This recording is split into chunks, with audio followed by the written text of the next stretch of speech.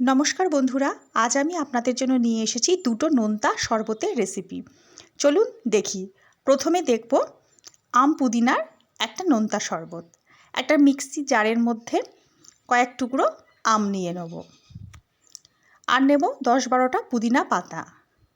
এর মধ্যে এক কুচি আদার টুকরো দেব, পরিমাণ মতো লবণ দেব, আর দেব ভাজা জিরে গুঁড়ো 1 চামচ। এবারে একটু জল দিয়ে এটা একটা মিহি পেস্ট করে নেব। দেখুন পেস্ট হয়ে গেছে। চাইলে আপনারা এই পেস্টটা ছেঁকে ব্যবহার করতে পারেন, কিন্তু আমি বলবো ছাঁকার দরকার নেই, এই রকমভাবেই আপনারা খান। কোনো চিনি দেওয়া নেই। এর সঙ্গে মিশিয়ে দেবো ঠান্ডা জল। আপনারা চাইলে নর্মাল জল আর বরফ কুচি ব্যবহার করতে পারেন। আর যারা মনে করবেন একটু চিনি দেবেন, তারা চিনি দিতে পারেন, ভালোই লাগবে, অসুবিধা নেই। এটা তাদের জন্য যারা চিনি একদম খান না। হয়ে গেল পুদিনা পাতা আর ভাজা জিরে গুঁড়ো ছড়িয়ে পরিবেশন করুন আম পুদিনার শরবত। এবার চলুন একটা ছাতুর শরবত দেখি। গ্লাসের মধ্যে আমি 2 চামচ ছাতু নেব। এই গ্লাসটা আমার মাঝারি সাইজের, ওই জন্য এই গ্লাসের উপযোগী 2 চামচ ছাতুই। এর বেশি দিলে ঘন হয়ে যাবে। আপনারা আপনাদের পরিমাণ মতো ছাতু কম বেশি করে নেবেন। এবার এর মধ্যে দেব 1/2 চামচ মিহি করে কুচানো পেঁয়াজ।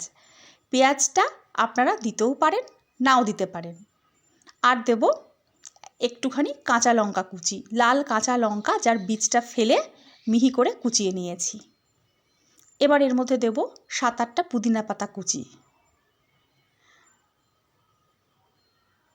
এবারে এর মধ্যে একটা নতুন জিনিস দেবো, সেটা হচ্ছে একটু তেল আচার। আমি একটা আলুর আচার আমার চ্যানেলে দেখিয়েছি, সেই আচারটা আমি এর মধ্যে একটু মিশিয়ে দেবো।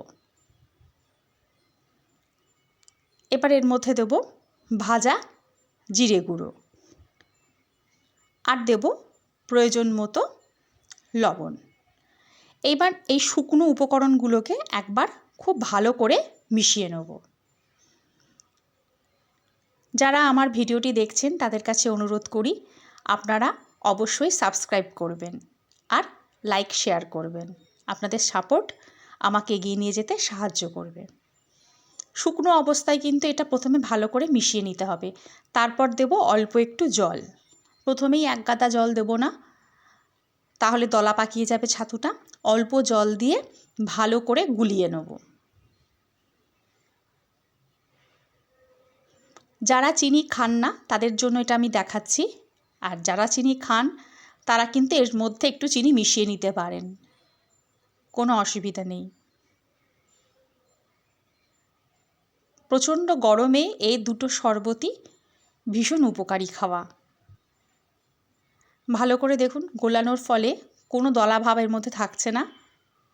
ভালো করে গোলানোর পর এবার এর মধ্যে গ্লাস ভর্তি করে জল দেব। আমি ফ্রিজের ঠান্ডা জলই দিচ্ছি, আপনারা এর মধ্যে বরফও মিশিয়ে দিতে পারেন। গ্লাস ভর্তি করে জল দেব। এবারে এই শরবতের মধ্যে একটু টক ভাব আনতে হবে, তো তার জন্য মেশাবো পাতিলেবুর রস। ভালো করে গুলিয়ে নিই। এবারে এর মধ্যে দিয়ে দেবো 1 চামচ পাতিলেবুর রস। আপনারা কতটা টক খাবেন সেটা আপনাদের ওপর নির্ভর করছে, সেই হিসাবে আপনারা টকটা বাড়িয়ে নিতে পারেন। রেডি দুটো নোনতা শরবত।